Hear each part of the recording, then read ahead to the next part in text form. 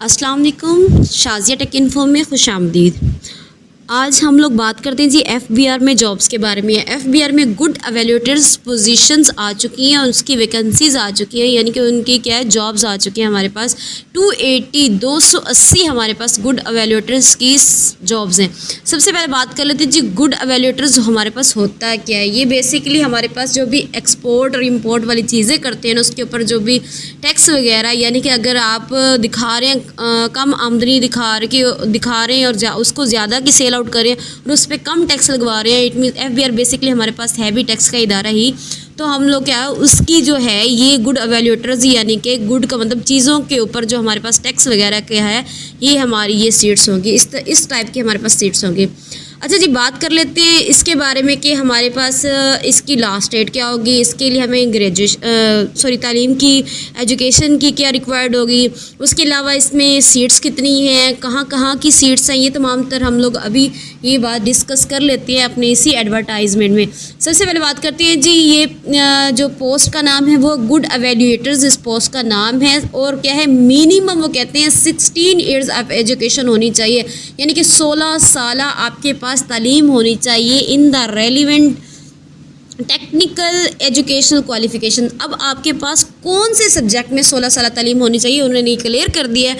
उन्होंने कहा है जी पहले केमिस्ट्री में होनी चाहिए, केमिकल इंजीनियरिंग में, मेटलर्जी में, मेटलर्जिकल इंजीनियरिंग में, मटेरियल साइंस और पॉलीमर साइंस, यानी कि ऑलमोस्ट हमारे पास जितनी भी ये हमारे पास चाहे वो केमिस्ट्री हो गई, चाहे फिर वो फार्मेसी होगी, फिर वो मैकेनिकल होगी, फिर वो डिफेंस स्टडीज़ होगी, जियोलॉजी होगी, प्लास्टिक इंजीनियरिंग होगी, सिविल इंजीनियर्स होगी, यानी कि ये तमाम तर लोग जिन्होंने भी आपने किसी भी सब्जेक्ट में अगर आपने किया हुआ है तो मेरे ख्याल में आप लोग इसमें अप्लाई कर सकते हैं। मज़ीद आप लोग को जब ऐड देखेंगे तो आप लोगों को अंदाज़ा हो जाएगा कि मतलब किस किस सीट्स में हम लोग इसमें अप्लाई कर सकते हैं।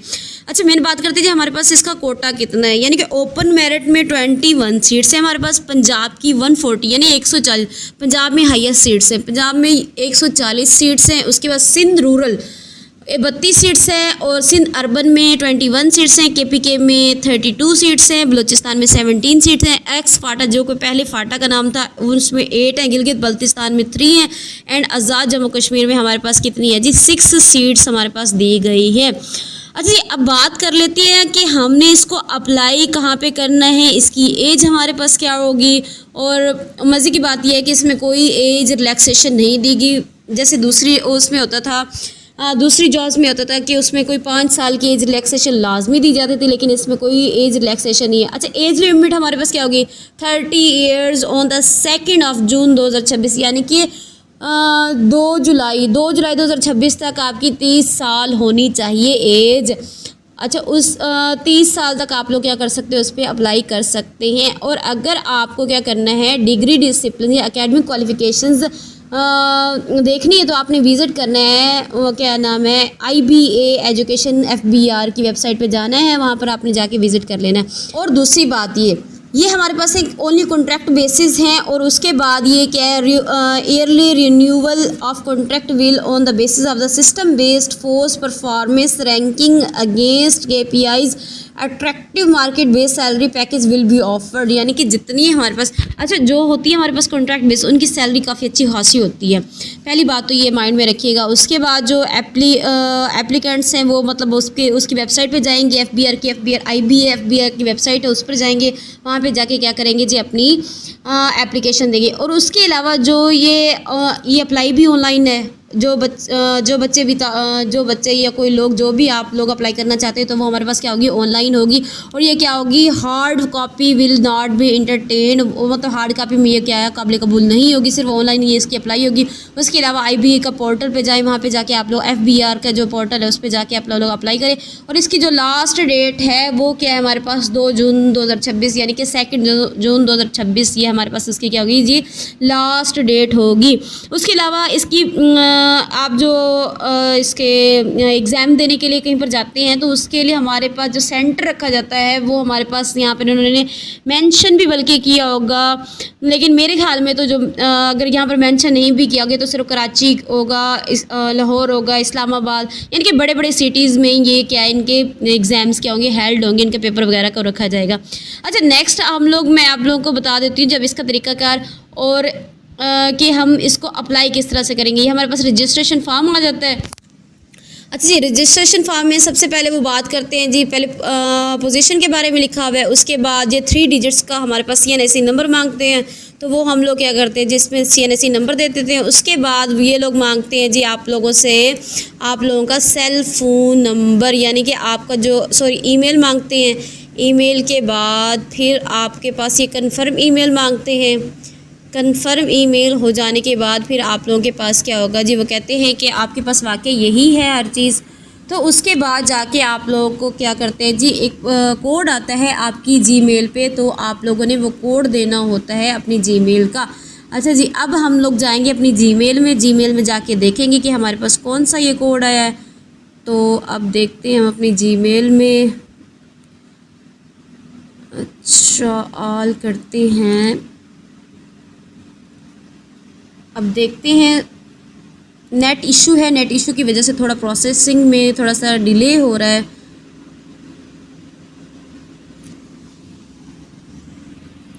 ये वैसे बहुत कमाल सीट्स हैं, आप लोगों को इन पे अप्लाई करना चाहिए, क्योंकि इसमें दूसरा PPSC नेगेटिव मार्किंग ये वो जैसे हम लोग करते हैं PPSC में अप्लाई करते हैं तो उसमें नेगेटिव मार्किंग होती है, तो इसमें ऐसे इस तरह का कोई भी वो नहीं होता। तो आप मेरे ख्याल में आप लोगों को सबको इस पे अप्लाई करना चाहिए हर हाल में।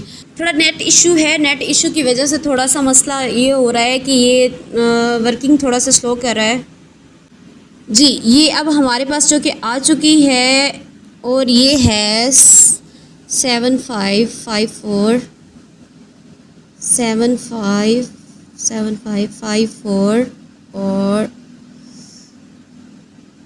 7 जी। अब हमारे पास ये OTP आ चुकी है, ये कोड आ चुका है, ये हम लोगों ने फिलअप यहाँ पे करना है, सबमिट कर देना है।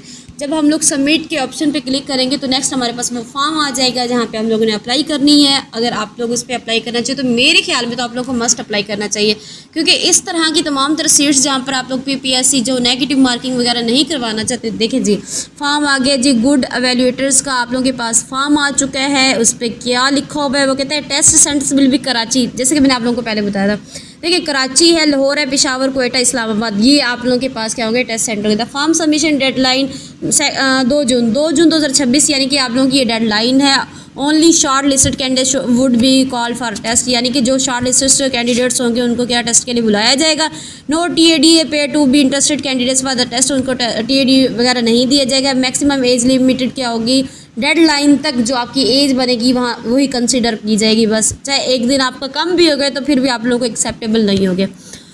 उसके अलावा इंस्ट्रक्शंस है हमारे पास, field marks with an asterisk, यानी कि जो आपके पास स्टार वाले होंगे वो आप लोगों ने मस्ट फिल करनी है। जैसे कि पहले पूछा हुआ है, अपलोड प्रोफाइल फ़ोटो, आपने प्रोफाइल फ़ोटो देनी है, फिर उसके बाद अपनी CV देनी है, फिर उसके बाद आप लोगों ने क्या करना है जी, CNIC नंबर आप लोगों ने देना है, फिर उसके बाद डोमिसाइल अपलोड करना है। इसकी तमाम तरफ यानी कि 2 MB से आप लोगों की क्या होनी चाहिए, इतनी होनी चाहिए 2 MB की आप लोगों की ये फ़ोटोज़ वगैरह है। टेस्ट सेंटर आप लोगों ने चूज़ करना है कि आपने लाहौर रखना है, कराची रखना है, इस्लामाबाद रखना है, क्वेटा रखना है, ये फिर पेशावर रखना है। अच्छा जी, और आगे है डोमिसाइल प्रोविंस, यानी कि आपका सूबा कौन सा है।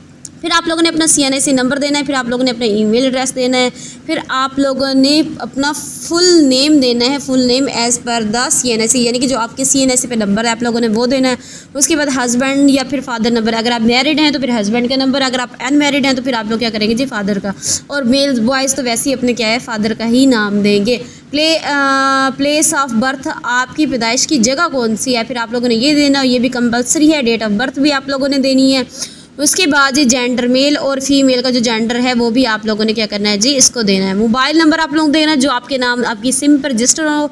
फिर लैंडलाइन नंबर देना, अगर आपके पास है तो आप लोग लाजमी दें, अगर नहीं है तो फिर उसको छोड़ दें। ये स्किप भी कर सकते हैं क्योंकि ये हमारे पास क्या है, ऑप्शनल है, ये कंपलसरी नहीं है। अच्छा, मटेरियल स्टेटस, यानी कि आप सिंगल हैं, डबल हैं, क्या हैं, मैरिड हैं, अनमैरिड हैं, डिवोर्स्ड हैं, क्या हैं। उसके बाद अगर फिर दूसरी बात है पोस्टल कोड, यानी कि पोस्ट जो आपका पोस्टल कोड है, पोस्ट ऑफिस से रेलिवेंट जितने भी कोड्स वगैरह हैं, एड्रेस कोड नहीं, एड्रेस जो आपका है तो वो आप लोगों ने देना है। उसके बाद do you have any criminal record, अगर आपका कोई रिकॉर्ड क्रिमिनल वगैरह नहीं है, यानी कि आपका कोई थाने वगैरह का कोई इस तरह का कोई चक्कर नहीं है तो फिर आप लोग उसको नो लिख देंगे। Do you have any physical disability, आपकी कोई फिजिकल डिसेबिलिटी तो नहीं है जो आपके वर्क को मुतासिर करे तो आप लोगों ने नो लिखना है, अगर है तो येस, अगर नहीं है तो फिर आपने नो लिखना है। अच्छा, उसके बाद हमारे पास क्या है, एकेडमिक इंफॉर्मेशन। वो कहते हैं categorisation of specialised experts.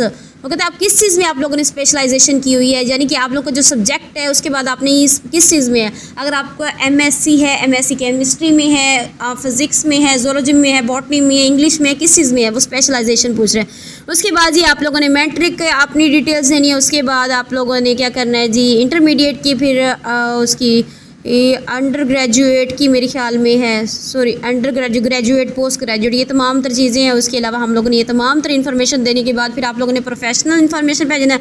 Do you have any professional experience, आपके पास कोई प्रोफेशनल एक्सपीरियंस है तो येस, अगर नहीं है तो नो कर दें। और अगर उसके अलावा आपके पास कोई सर्टिफिकेशन है तो आप येस कर दें। कोई भी डिप्लोमा है या कोई भी इस तरह की कोई चीज़ है तो आप लोग येस कर दें, अगर नहीं है तो फिर उसको नो कर दें।